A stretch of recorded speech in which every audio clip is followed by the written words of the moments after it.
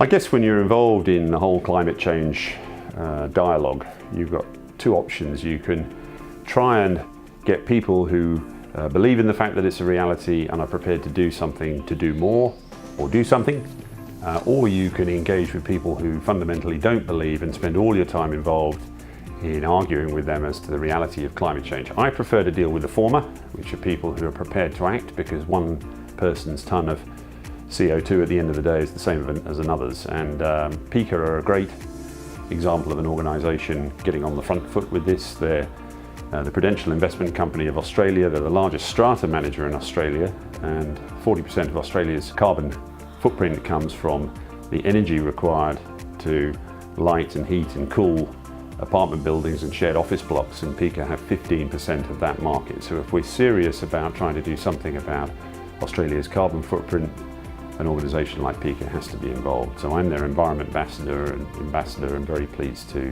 be that. The role that strata managers will play in making buildings greener will be very much driven by the rating system, which is called NABERS. NABERS is basically an Australian government building rating system that's been applied across the commercial and the industrial sector.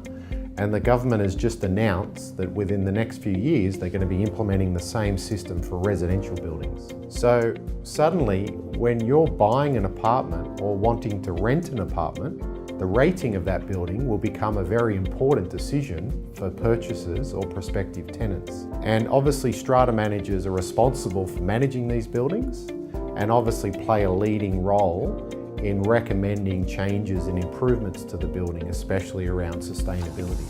So other people are really looking up and taking notice, and to PICA's credit, they're really sharing the love. You know, they're sharing quite a lot of the initiatives they're involved with other players in strata. They don't just want to create market share for themselves and get market advantage. They want to move the whole sustainability agenda forward. So good on them for doing that.